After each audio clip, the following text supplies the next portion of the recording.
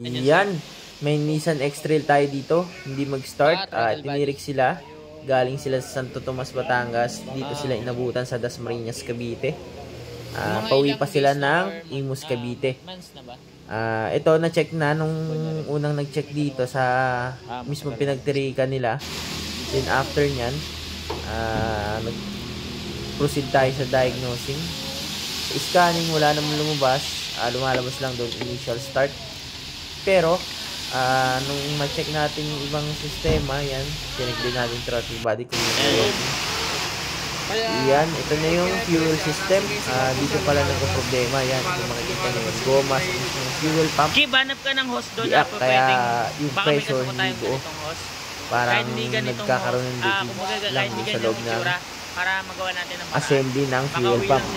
Ngayon, after natin magawa ng paraan, nilagyan lang natin ng hose.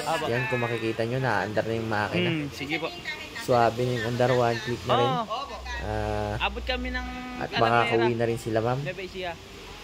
Thank you sa panonood.